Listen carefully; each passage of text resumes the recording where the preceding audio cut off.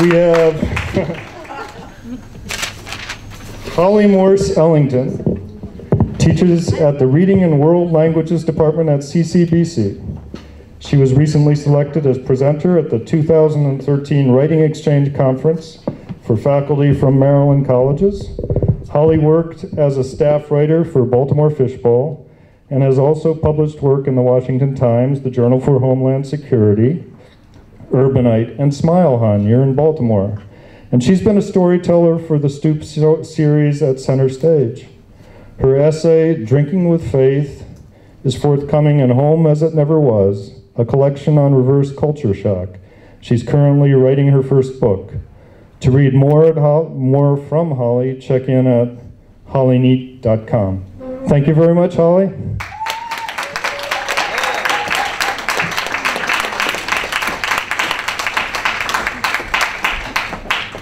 Okay, so I either have two volumes. One is extremely loud and one is really soft. Is this okay?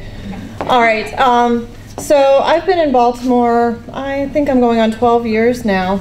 And I'm from this town that used to embarrass me, and it used to be boring to live in, Paducah, Kentucky. And I get the question, what is a Paducah? And I don't know, but that's where I'm from, and I can't seem to escape it in my stories. So my stories always have a lot to do with my family and what I'm figuring out is not normal behavior. So I tend to write on that, and thanks for the graciousness of my family for letting me do so. This is an essay I wrote for Baltimore Fishbowl about my parents divorcing and being the adult instead of a child when your parents divorce. It's called Breaking News. My 60-something parents are breaking up. I checked up on my 61-year-old mom one night on Facebook. Her wall loaded, displaying one new post, short and sweet. Andres changed her status from married to single. My initial reaction wasn't normal. I gloated. I already knew this. I was already in the loop, and I wasn't the last to know for once. See, my family can be like a packet of ketchup when it comes to sharing information. I tear and I bite and I gnaw at the packet without any success until in my last-ditch effort to open it, blood red sauce explodes all over my face. There was the time I was 9. I didn't know my parents had scheduled me for oral surgery. I'd asked why we were still in the waiting room after the routine dentist cleaning. I needed x-rays, they said. It wasn't until the x-ray nurse told me to count backwards from 10, and the room spun that I caught on to what was going on. And now they're honing their technique in my adulthood. Hall, we think you should come home. Granddaddy's sick. How sick? I asked. Well, dear, it's nothing to worry about. You just might want to be here. Both parents, they always greet me at the airport in Nashville. This time, only Dad showed up. Just the sight of my hunched father confirmed my plane ride premonition that I tried to dismiss. My dad was like the Grim Reaper, filling in at the last minute for Ed McMahon as the prize patrol messenger. Surprise! Granddaddy died. Whew. And that began that season's series of made-for-TV ambushes. Surprise! Your brother was arrested for having sex with a 17-year-old student. Surprise! Your cousin was also arrested. She sold alcohol to minors, and I guess she's not in nursing school for a while. Surprise! Your uncle's been storing jars of urine out in the man cave to study it for signs of a terminal illness. Yes, well, none of that was as surprising as what was about to come.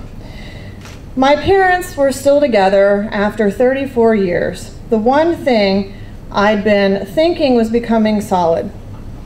But I'd been counting backwards for years, waiting for my parents' marriage to go under, but they just stuck it out long enough to make me the boastful 32-year-old owner of the rare, unbroken home. Mom and Dad have been married 34 years, but in elementary school, they canceled their social life and stopped hanging out with people. By high school, they entered that yelling followed by the silent treatment stage. By college, they'd entered separate bedrooms. By grad school, they'd dropped that excuse that each other's snoring had driven them to the separate bedrooms.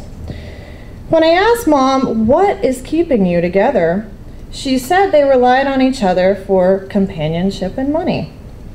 Then they went to movies, to dinner, and to foreign countries together. So if anything in my life was becoming predictable, it was that the ups and downs defined, maybe even sustained, my parents' marriage. Then, in the midst of my family predators, deviants, and self-diagnosers, came the next surprise. A month before this Facebook post that I saw, Mom was visiting my husband and me in Baltimore. Dad had stayed home because, well, someone has to make money around here. And so Mom and Bruce and I were driving to the Frankie Valli concert, and I asked Mom if she and Dad were ever considering divorce again. They'd been arguing constantly. She looks at me. We are divorced.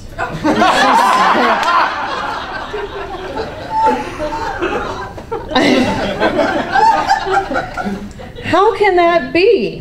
My first thought was, and you live in a red state where family is so important. I said, in Maryland, it takes at least a year. What is going on? And Mom explained later that in Kentucky, you can dissolve a marriage lickety-split because they like to be helpful. So forget what I knew about family values and the Bible Belt. Things were starting to look pretty crazy. Mom, why didn't you tell me? I thought I told you. Nope, no, you certainly did not tell me that. Well, I've already changed my name back and everything. I vowed to repay her for this nonchalance if the occasion presented itself. Mom, I sold all my eggs to finance our second honeymoon in Bali. I thought I told you. So apparently after the divorce, they went to celebrate at Cracker Barrel. I imagined the waitress handing Dad his country boy breakfast, calling him Sugar, because she calls everyone Sugar. He sees this as a good time to have that discussion about just when they can remove their wedding bands. They click their coffee mugs in a toast to freedom. At first, I shared in this celebratory mood. So what if the one constant I'd had throughout my life was ending? I anticipated an end to their constant bickering. I told Mom, hit me with all the details, let me have it. I was pretty sure, considering our past few years in the family, that I could take whatever she had to say. Optimism or naivete led me to believe a weight would actually be lifted by their divorce. Of course I was sad, but I was ready to cross parents' marriage off my list of sources of drama. Who gets the house? I asked. Both of us, Mom said. So you're selling it? No, we're living in it. Nobody's moving? I asked. No. Well, he's just going to stay in the guest bedroom and I'm just going to stay in my space. It's the same thing we've been doing, Hall. Why? Oh, I don't know. Money, convenience, boredom. For months, their divorce was just a rubber stamp, a Facebook post. My husband and I visited their house for Dad's 64th birthday. My aunt, my dad's sister-in-law, cooked Dad his usual birthday dinner. Mom and Dad took us out on their boat, the only difference being some pronoun confusion over their boat or his boat. Yet, when Mom or Dad had a second alone with me, they griped about the other. Mom: Your father won't give me any money. He expects me to substitute teach until I die, which I'll have to do if I ever want to buy anything nice for myself anymore. Dad, your mother is no fun. I can't get her to go out to a show or to dinner. She won't even go to Cracker Barrel anymore. She hardly cooks. I've had cereal for the past 3 nights. The problem with my parents divorced was that they were acting like an old married couple. I didn't have any friends with divorced parents while growing up. Our moral belt lacked the current elasticity of these lickety-split divorces. In fact, my parents sucked in evidence that they were each other's second marriage like a celebrity's stomach after a Twinkie binge. Well, I was never married before. I learned from Hollywood scripts that children are better off after divorce because mommy and daddy stopped fighting. Exactly when was I going to get this benefit? My life remained surprise-free until this past fall. Hall, we've sold the house. We have 30 days to be out. Mom announced an hour after we'd been talking about a hand-me-down reupholstered chair that we were going to toss on the corner. It was only by coincidence that I mentioned getting rid of this chair, and she was now in the position of needing it. Otherwise, I think she would have waited until the 30 days were up to tell me they had to move. I didn't know you'd put the house on the market, Mom. Well, sort of. An older couple had been driving around with several $100,000 in cash in their glove compartment. Mom and Dad didn't have a for sale sign posted. However, this couple's realtor, who knew my parents, who knew their realtor, who knew their realtor, and who knew their friends and had some dinner somewhere, arranged a pre-listing walkthrough. Real estate deals, not to mention the criminal and eccentric behavior within our own walls in Paducah, Kentucky, were resembling life in New York City that I had been raised to fear. For the next 15 days, Mom inundated me with Zillow links to her potential new homes.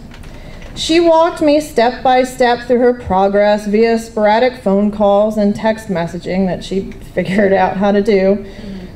I'm getting more boxes from behind Kroger's. I think I can start packing now.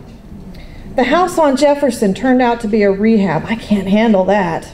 And I loved that last house, but I just can't picture my furniture in it.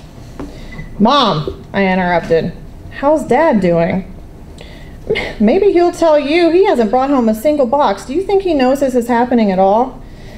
Concerned, I called Dad. Am I packing? Dad asked. What am I supposed to pack? This is all your mother's shit. I don't know what to do with it. Mom was a minute too late with an offer on a house and summoned a latent aggressiveness to snatch the next house. Dad was unusually tight-lipped about his plans. It wouldn't have surprised me if they moved into a new house together. Both seemed altered and disoriented by their first truly separate steps in 30 years. Around day 18 of the countdown, I called Mom for an update. She had put in an offer on another house, and the last I'd heard, the owner had counteroffered. Dad answered Mom's cell phone. Hey, Holly Wally, your mom and I are in Lowe's doing some shopping for our new houses. Surprise, I thought. Mom and Dad are doing a little his and hers decorating together. They were sprier than me at bouncing between sworn enemy and bosom buddy. Wow, Dad, congratulations. I finally get a basement, Dad said. I have one too, Mom yelled into the receiver.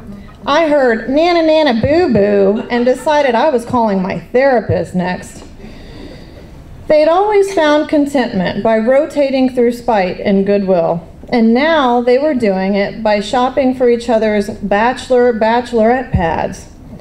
Hollywood, my template, portrays divorce as a reward to children for putting up with their parents' crap. The on-screen divorcees buy their children ponies and convertibles to compete for their affection. At 32, I'm older than the typical child of divorce, but I've put up with my fair share of parents' crap, and it shows no signs of stopping. So where is my damn pony? Naturally, Dad said, as they waltzed down the storage and organization aisle at Lowe's, we're going to need your help with the move. Naturally, I thought, and how convenient that my brother's locked up and unavailable at this time and I have to deal with all this. Prison wasn't looking that bad. Of course I'll help with the moves, Dad. My husband, never one to shirk husbandly duties, couldn't take off from work. And since he's the only one still committed to buying my affection now and then, I thought he should stay employed.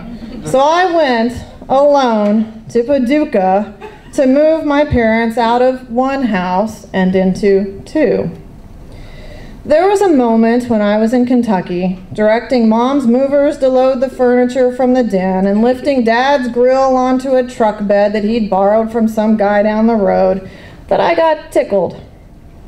I'd always felt like the black sheep of the family, the last to know, the least finessed, difficult to understand given that I have a clean record and a can-do attitude.